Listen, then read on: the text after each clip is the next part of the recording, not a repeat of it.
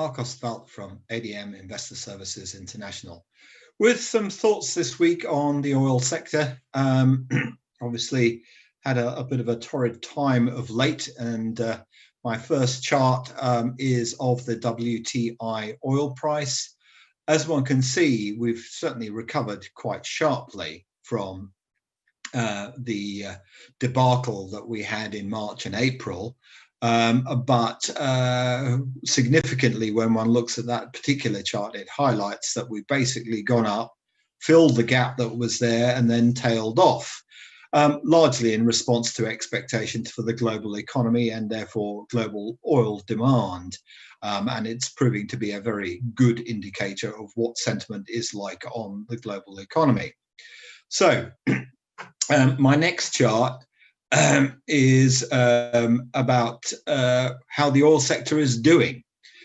This is the North American energy sector bankruptcies. As one can see, both in exploration and production and in oil field services, we are starting to see a fairly rapid rise in the number of Chapter 11 filings, or i.e. filings for bankruptcy protection from creditors, which is really altogether not surprising when one considers what we had in the quarterly Dallas Fed Energy Survey of Q3, which was published on the 23rd of September, from which my next two tables stroke charts come.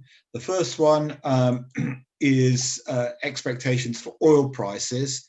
As one can see, this is for the end of 2020. As one can see, the consensus seems to be something in the $40 to $45 area, slightly above where we are at the moment. There is some optimism that it might actually go higher than that. But when one looks at the next table, which is rig count expectations versus price, what one can see is basically rig count expectations for a substantial increase, as the Dallas Fed calls it, suggests that the oil price is not, according to the survey, going to get to the sort of levels where they would expect a meaningful increase in the rig count. So that, in turn, suggests that production is not likely to expand that rapidly and would require a much stronger boost to oil prices. So for my final chart, and this is probably the interesting one, I've got the credit spreads, and this is for the high yield energy sector, and comparing it with the all sector high yield. As one can see, obviously the spreads are notably higher in the energy sector, but they have recovered largely to their pre-crisis levels. That would seem to be in contrast to the message that we're getting from the oil price on the one hand, and indeed the message from in terms of bankruptcies. And there's a good reason for this, namely that basically this is showing a considerable improvement, but it's showing considerable improvement because of a survivor bias.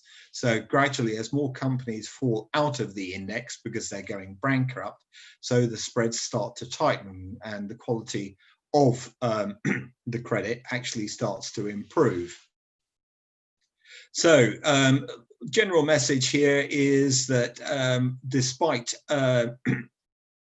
the good performance of the high yield energy credit sector, that actually gives the lie to the fact that all is not well there. And if one looks at the Dallas Fed survey, it's notable that while it bounced very sharply from Q3, expectations for any metric that one cares to think of, production, business activity, capex, employment, all still in negative territory. So a few thoughts there for the oil market this week.